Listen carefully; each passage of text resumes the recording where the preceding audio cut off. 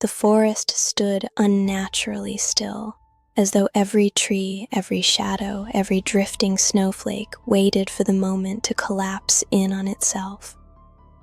Lian felt the cold bite deeper into her skin, yet her breath caught not from the air, but from the glowing yellow eyes staring at her from between the trees.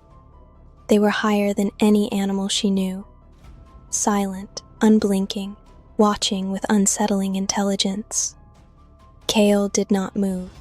His hand slowly drifted toward the hilt of his cracked blade. Armin lifted his dagger, though his face showed he knew it would do little against the creatures now stalking them. Lian whispered, barely audible, "What are they?" Kael's voice was low, steady, despite the tension in his jaw. "Forest guardians, ancient spirits bound to the northern woods. They protect the old roads.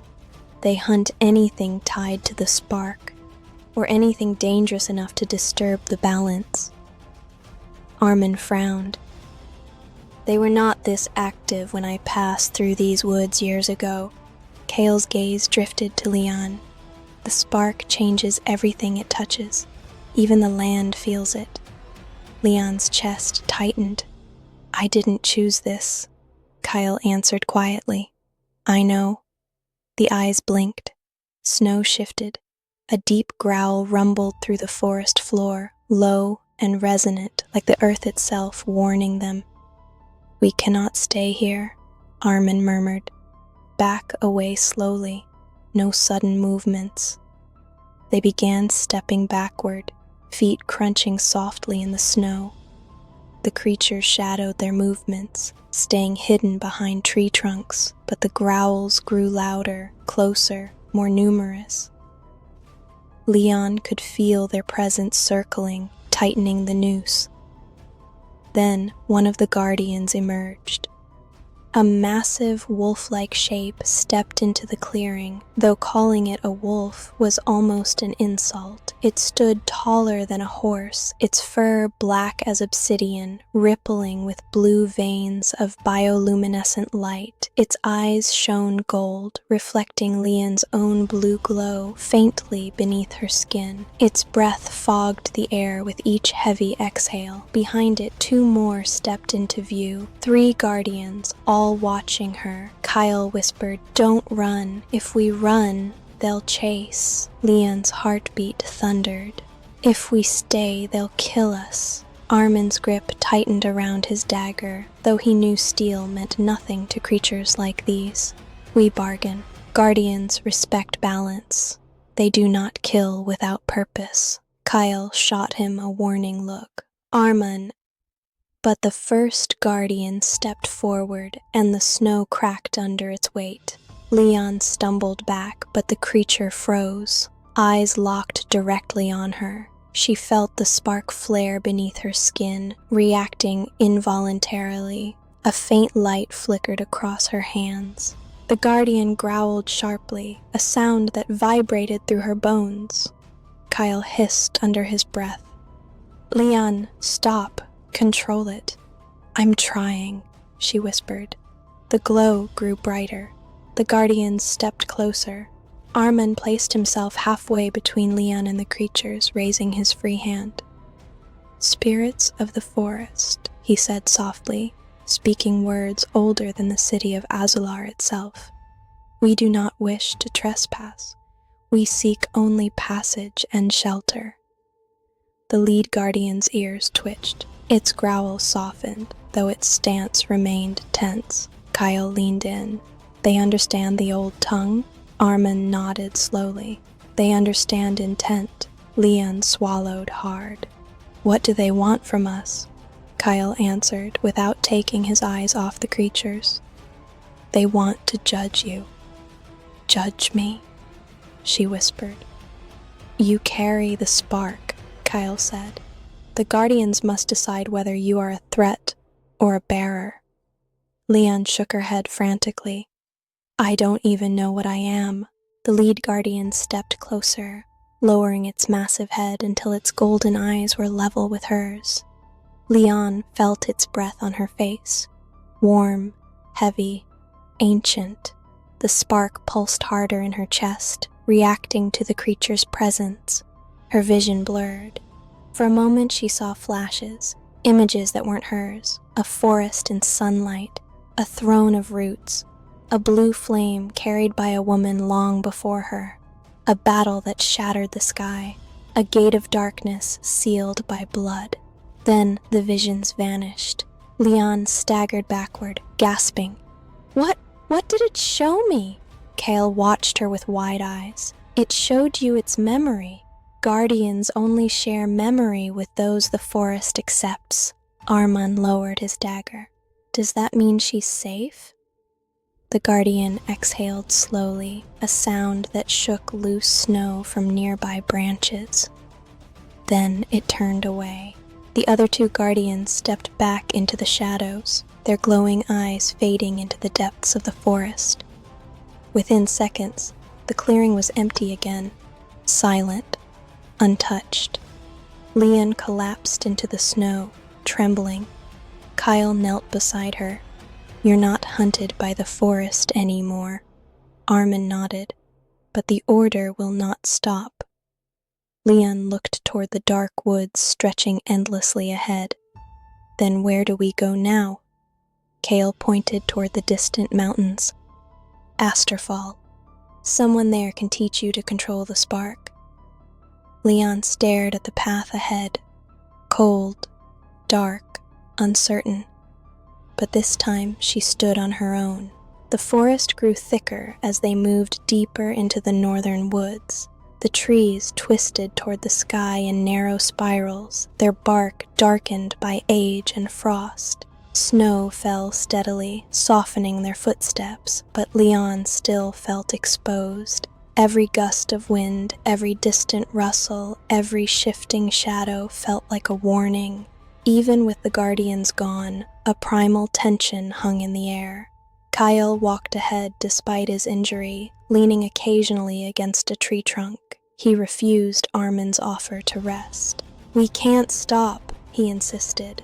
The warriors will reach the cliffs soon, and if they find the Guardian's trail, they'll use it to track us. Arman frowned. Guardians do not leave trails. Kael gave a tired half smile. They leave fear. The order follows that too. Lian walked between them, her hands buried in her cloak, trying to hide the faint flickers of blue that pulsed beneath her skin. The spark had quieted since the Guardians retreated, but it didn't feel gone, only watching, waiting, like something inside her had woken and wasn't ready to sleep again.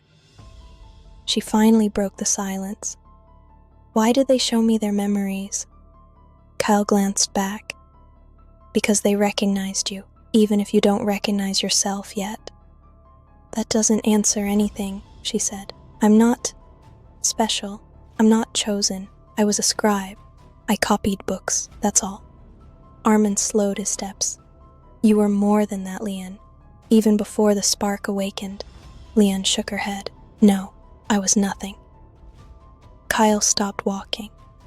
He turned toward her with a seriousness that silenced even the wind. The spark doesn't choose the powerful. It doesn't choose the prepared. It chooses the ones whose hearts cannot ignore the world's suffering. That is why it chose you.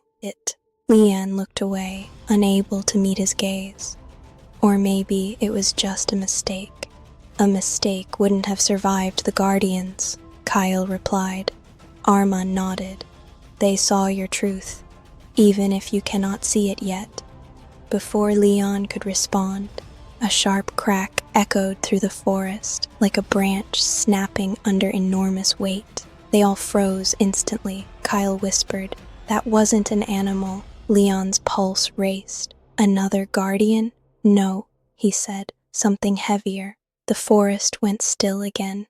Not silent, still, as if every living thing held its breath. Arman motioned for them to move behind a cluster of fallen logs. They crouched low, listening. Another crack sounded closer this time. Snow fell from branches overhead. Lian pressed herself into the shadows, her breath shallow. Then voices, not human, a whispering metallic sound like blades scraping gently across stone. Kael's expression turned grim. The order made it through the aqueduct. Armin's eyes widened. Impossible. That collapse should have buried them for hours. Kael shook his head. Dusk warriors don't dig. They phase through what blocks them. What does that mean? Lian whispered. It means obstacles don't slow them. They only delay their shape. Lian felt a cold wave crawl up her spine. We have to go. Now! They slipped away from the logs, moving deeper through the forest. Kael limped faster than before, fueled by urgency rather than strength. Snow crunched beneath their feet. The trees thinned slightly, and the faint outline of mountains appeared in the distance. Asterfall lay somewhere beyond them, but the shadows behind them shifted. Metal glinted briefly between the trees. Kael saw it too. They've split up. They're circling. Armin's voice grew tense. They're hurting us. Lian stopped. Her hands began to glow again, faint but visible against the snow. She clenched her fists, trying to force the spark down. I can't control it when they get close. Kael placed a steadying hand on her arm. Don't suppress it. Controlling isn't pushing it away, it's guiding it. Lian shook her head. I don't know how. We'll teach you an Asterfall, Kael said, but we must reach it first. A sudden wind swept through the forest, carrying with it the unmistakable humming resonance of the warrior's armor. It vibrated through the ground, through the trees, through Lian's bones. Kael whispered, they're closing the circle. Armin pointed toward a narrow valley carved through the trees. There, if we reach the river, the sound of the water will mask our steps. They ran. Branches tore at their cloaks. Snow sprayed beneath their feet.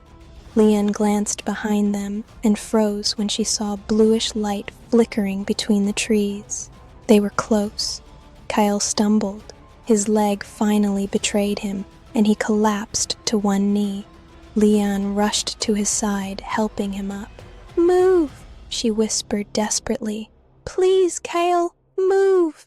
He gritted his teeth and forced himself forward, leaning heavily on her.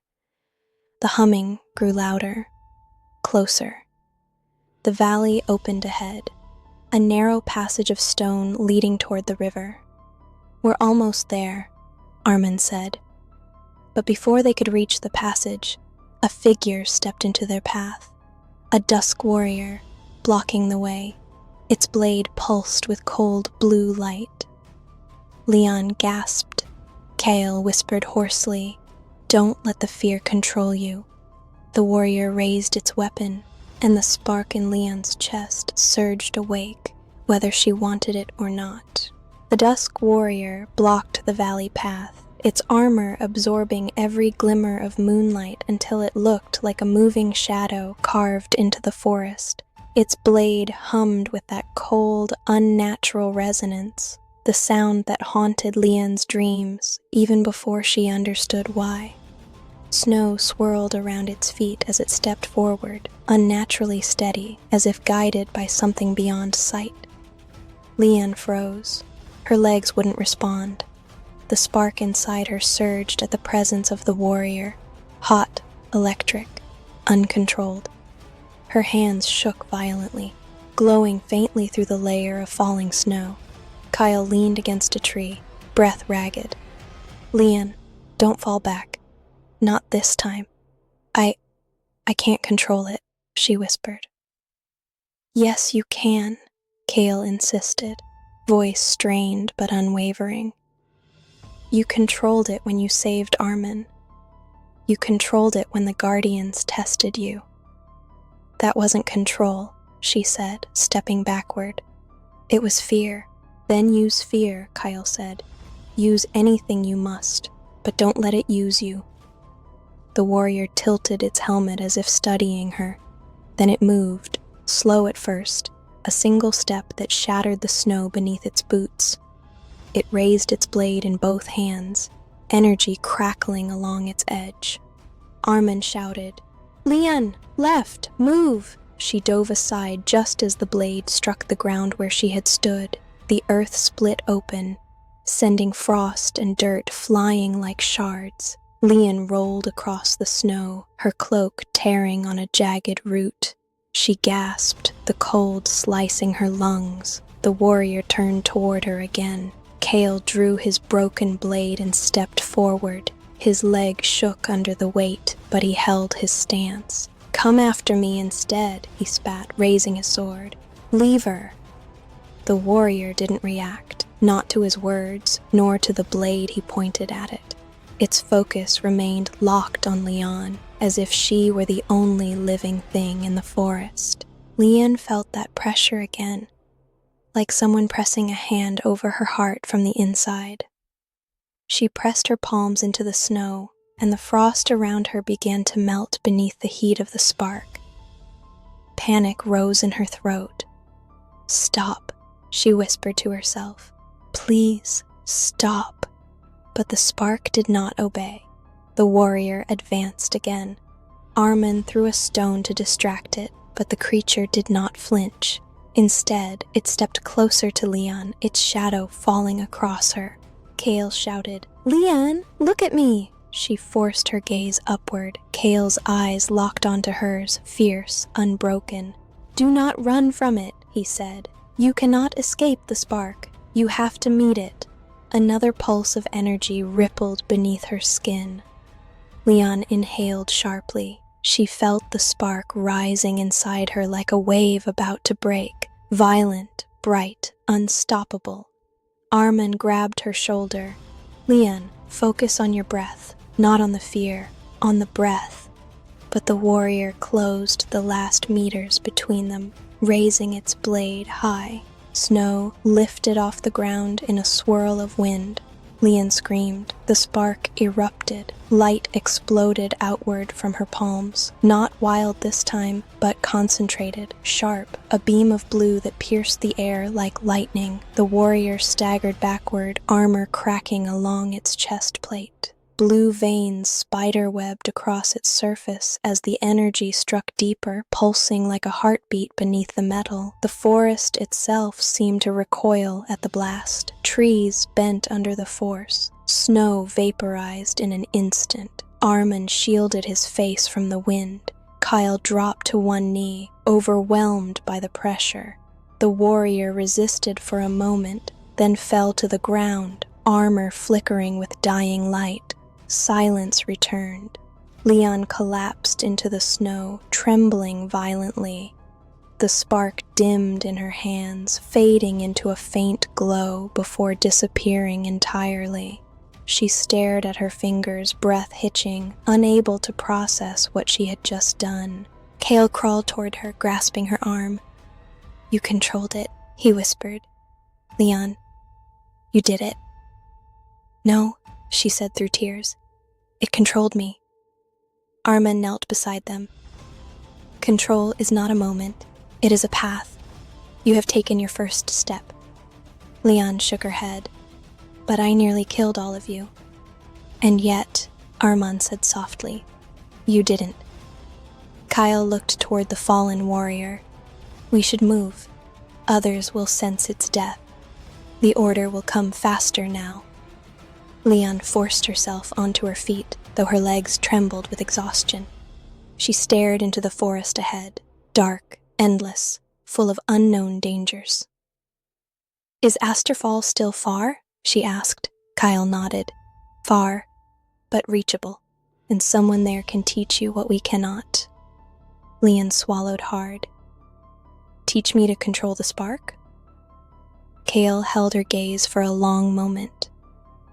"No," he said. "Teach you what the spark really is." The wind howled softly through the trees, carrying with it the distant echoes of danger. Lian tightened her cloak around her shoulders and stepped forward into the shadows of the forest. The path to Asterfall, her only hope, awaited.